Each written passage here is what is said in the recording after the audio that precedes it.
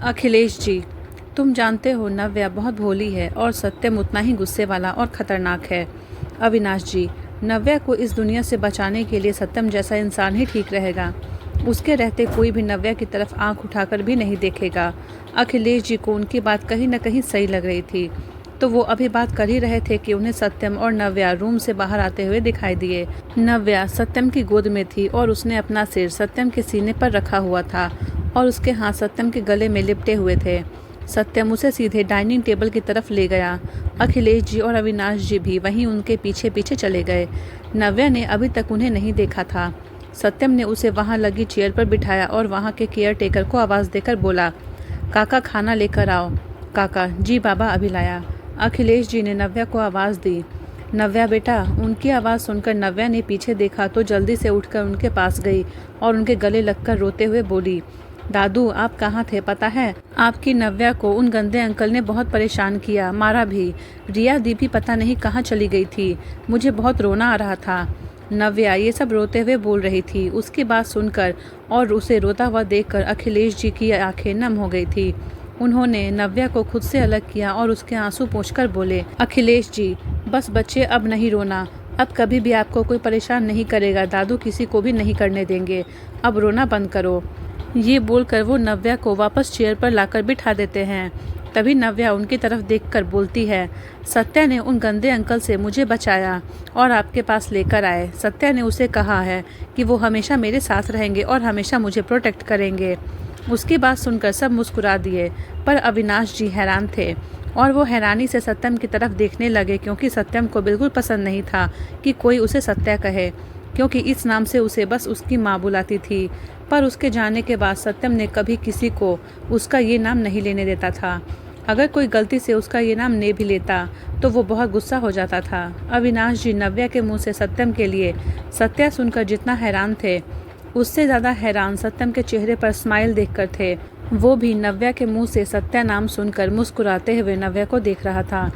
अविनाश जी आज इसको इतने सालों के बाद दिल खोलकर मुस्कुराते हुए देखकर खुश थे, क्योंकि जब से सत्यम के माँ पापा गुजरे थे तब से लेकर आज तक सत्यम कभी भी हंसता तो दूर मुस्कुराता भी नहीं था। अविनाश जी ने सत्यम को देखकर मन में सोचने लगे, आज मेरे बच्चे के चेहरे पर इतने सालों के बाद खुशी देखी है मैंने। ये खुशी सिर्फ नव्या की वजह से है। बस अब कुछ भी हो जाए मुझे नव्या को सत्यम की लाइफ में लाना ही होगा। इससे मेरा बच्चा भी खुश रहेगा और सत्यम के साथ नव्या भी सुरक्षित रहेगी। वो अभी सोच ही रहे थे कि नव्या की आवाज़ से होश में आए जो अखिलेश जी से बोल रही थी, दादू भूख लगी है, जल्दी खाना खिलाओ ना। अखिलेश जी, हाँ मेरा बच्चा। ये बोलकर नव्या की तरफ एक निवाला करते हैं तो नव्या उसे खा लेती है और खुश हो जाती है। नव्या को खुश देखकर बाकी सभी खुश थे। नव्या को अखिलेश जी के हाथों से खाना खाता देख सत्यम सोचने लगा, सत्यम एक तुम मेरे पास आ जाओ प्रिंसेस, उसके बाद तुम्हें हमेशा मैं अपने हाथों से खाना खिलाऊंगा। तुम्हारी हर ख्वाहिश पूरी करूंगा। तुम जो बोलोगी वो करूंगा। आज के बाद कभी तुम्हें खुद से दूर नहीं जाने दूंगा। अब तुम सिर्फ इस सत्यम राठौड़ की हो, सिर्फ और सिर्फ मेरी। सत्यम ये सब सोच ही रहा था कि नव्या एकदम उठकर उसकी गोद में बैठ गई। उसके ऐसे अचानक बैठने से सत्यम चौंक सा गया। अविनाश जी और अखिलेश जी तो डर ही गए थे। पता नहीं अब सत्यम नव्या के साथ क्या करेगा। सत्यम ने चौंक कर नव्या की तरफ देखा और वो कहीं गिर न जाए इसलिए उसकी कमर को पकड़ लिया। उसने नव्या को अच्छे से अपनी गोद में बिठाया था और बोला, ऐसा नहीं करते प्रिंसेस, अगर आप अभी गिर जाते तो आपको चोट लग जाती। नव्या, ओफो सत्या, आपके रहते मैं कैसे गिर सकती हूँ? आपने प्रॉमिस किया था कि आप नव्या को कभी कुछ भी नहीं होने दोगे। नव्या ने ये बात इतनी मासूमियत से कही कि उसकी बात सुनकर सत्या मुस्कुरा दिया। तभी नव्या फिर बोली, मुझे खाना खिलाओ ना आप। तभी अखिलेश जी बोले, बेटा आप सत्यम को परेशान मत करो, यहाँ आओ मैं आपको खाना खिला देता हूँ। अखिलेश जी और कुछ कहते उससे पहले ही सत्यम को नव्या को खाना खिलाते देख चुप हो गए। सत्यम ने नव्या को अच्छे से अपनी गोद में बिठाया और उसे अपने हाथों से खाना खिलाने लगा। नव्या भी खुश होकर सत्यम के हाथ से खाना खा रही थी। तभी नव्या ने देखा कि सत्यम बस उसे खिला रहा है पर खुद नहीं खा रहा है, तो नव्या उसे देखकर बोली, सत्या आप भी खाओ, आप तो बस मुझे खिला रहे हो। उसकी बात सुनकर सत्यम उसके आगे एक निवाला करते हुए बोला, आप खाओ मैं बाद में खा लूँगा। पर नव्या ने उसके हाथ को पकड़ा और निवाला उसके हाथ से लिया और सत्यम की तरफ करके बोली, नहीं आप मेरे साथ खाओ। सत्यम नव्या को देखने लगा तो नव्या बोली, खाओ ना, मुझे ऐसे क्या देख रहे हो? सत्यम ने नव्या को देखते हुए वो निवाला खा लिया।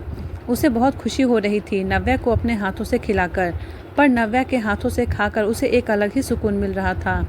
इसी तरह सबने अपना खाना खाया। अखिलेश जी और अविनाश जी उन दोनों को ऐसे देखकर बहुत खुश थे। वहीं रिया के पापा आनंद जी मॉल पहुंचे। रिया के पास पहुंचकर उन्होंने सबसे पहले रिया को एक थप्पड़ खींचकर मारा और बोले, एक काम ठीक से नहीं कर सकती तुम्हें एक काम दिया था पापा ने, नव्या का ध्यान रखना, तुम वो भी नहीं कर पाई।